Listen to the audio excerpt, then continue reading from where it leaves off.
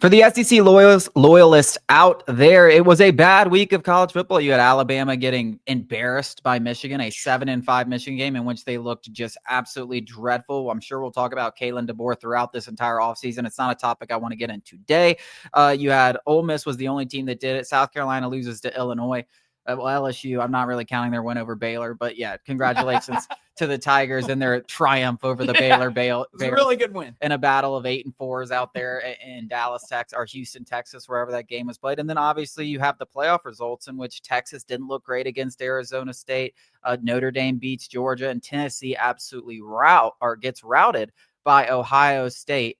And everybody today is dancing on the graves of the SEC. Ding dong, the witch is dead. Wicked's out there today. Like that is what it feels like today. All of these talking heads that have been proven wrong every single time that they said these points over the last 20 years are finally vindicated because it finally happened. But Alex, I ask you, is this a sign of the times, the NIL, the transfer portal, sign of things to come? Or is this just, hey, the SEC had a bad year. Ohio State's got a great team. Notre Dame's a little bit better than we may have anticipated. Maybe they're getting a little bit closer. Or is this something that's going to happen year after year after year that we're going to see?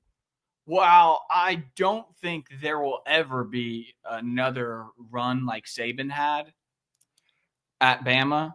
I mean, the notion that the SEC is dead, you say that at your own peril. This was the worst Georgia team in a very long time. This is the worst Alabama team in a very long time. Now, granted, this was the best Ole Miss team, maybe in Lane Kiffin's entire tenure.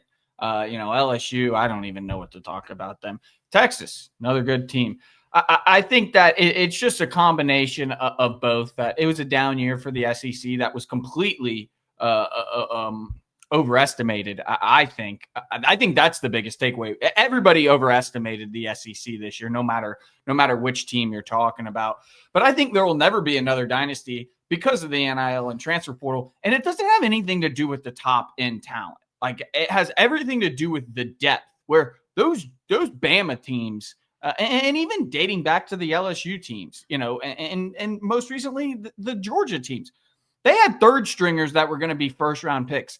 That is becoming more rare in the days of NIL and the transfer portal. One, because these kids can, go play for a Nebraska, go play for a Notre Dame, and get paid. And more so, the transfer portal, I think, is where they don't feel, as shallow as it might be. If they don't feel loved, their kids, they can just leave. And the love begins with dollars and cents, but also in the coddling and things like that. This is a different age of college football. You see guys demanding to play both sides of the ball. You see guys demanding, hey, I want to play on third down. If I don't get to play on third down, I'm transferring. The linebacker for Florida did that, and now he's at LSU. So you see this. There's a lot more than dollars and cents. It is dollars and cents to start, but they're babies. Yeah, I mean, and there's no doubt about it. And frankly, the players should be looking out. They now have full control. They should be looking out for themselves. And you're right. I mean, the days of an Alabama, I think, here's the thing. You're right. Alabama, that's never going to happen again. And losing Nick Saban is probably the biggest blow to the SEC in terms.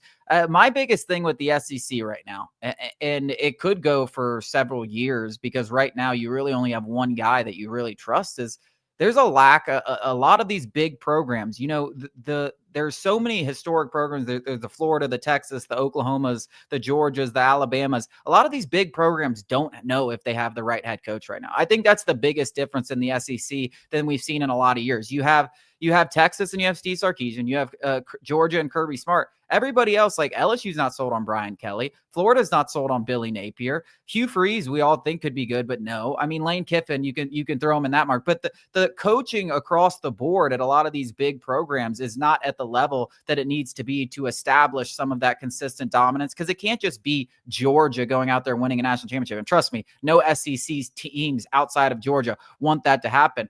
But there's still the money, the NIL, the story, the fan bases, the prestige. Like when you look at the depth and the number of programs that have the potential to reach the highest level, you still got 10 teams. You still got 10 teams. You go look at the Big Ten, there's 4, maybe 5 teams that can really reach that level. The SEC has 10. And those jobs are going to be coveted by the best head coaches. And eventually those guys are going to make the right hires, and they're going to start winning national championships after national championships. The days of a dynasty, you're right, probably over. But the days of the SEC going 7 out of 10 national championships is far from over. So yes, dance on their graves today. Well, you finally got a 2-year stretch where an SEC team didn't win a national championship, but it will happen again very, very soon. Well, I think even more than that, I want to push back on the coaching thing. Like all the things you said is true, but all of the things you just said is true for the Big Ten. I mean, Dan Lanning, I got questions about Dan Lanning in Oregon now. That guy's got unlimited funds, and it's been the same result each and every time. The only reason we're talking about Penn State and a Final Four team is because they had to go through 2 bum teams. Like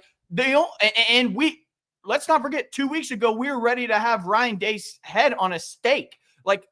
And obviously Marcus Freeman deserves his flowers right now. But he's not in a conference. But let's not, pretend that his path to a college football playoff is even remotely close to the SEC's. While the SEC's coaching, yes, I do agree with all those points. I mean, the only coach in the Big Ten that I think, is, maybe free right now of blame, or free of criticism is Ryan Day right now. Ryan Day has completely taken that Michigan loss and completely turned it around. I got real questions about Dan Lanning, who I love. I love his enthusiasm. I love what he's done. I think he's going to win a national championship. I don't believe in James Franklin, but he has got a legitimate path to a national championship right now, which nobody ever thought was possible. And Steve Sarkisian, you are obviously mentioned. We got real questions about him too. So I think the questions in terms of coaching across the board. No, it's hard to argue with that. I just think in the past, you've had so little questions about the coaching at a lot of these big programs. And I'm including Texas, like with Steve Sarkisian, and when you had Lincoln Riley at Oklahoma, like those programs that are typically competing at the top level over and over again aren't necessarily there. LSU's had a real problem ever since Edo left. And I know obviously Edo was part of the problem at the end, but they've had some real issues. Tennessee hasn't quite figured it out. You think Heupel could be the guy. Florida has been a mess for the last decade, but that can change in an instance. It just takes one guy. It takes 2 games. Ryan Day, people were ready to hang him outside of Columbus. It's just simple. It's damn hard to win a national title, and we should give more respect to Kirby Smart for doing it in back-to-back, and then what Saban did for over a decade plus. I think that it's just hard as hell to win a national championship, and the 12-team playoff, along with the NIL and transfer portal, has just accentuated that fact. Yeah, I completely agree with you there, but I do think it's funny, and I'm just saying this now. Over the next 10 years, there's really only one team that you will say can compete with the SEC in terms, and that's Ohio State. Like, that's the one program where I'm like, who could stop the SEC from winning 7 out of the next 10 national championships? It's Ohio State. And outside of that, I don't really see a program out there that is even close that's going to stop them. That is going to stop them, because that's who's going to stop them this year. Keep in mind, that's who's going to stop them this year. About Dan Lanning, but Kirby Smart couldn't get over the hump for the longest time, and I'm still holding out hope that Dan Lanning can bring Oregon back to the pinnacle of the sport, because I just like him so much personally. But it's just been a couple of years, a lot of failure in that time, big failures on the biggest stages, but I'm still holding out hope. Yeah, I mean, Dan Lanning's up there, but you're right. There's not guys. There's no coach that you're like, I gotta have. I mean, even Ryan Day hasn't won one yet, and I'm putting Ryan Day in there before he's even won it. He could lose to Texas, and they could win a national championship this year, and we're all like, oh, the SEC's dead. Well, they just won another national championship.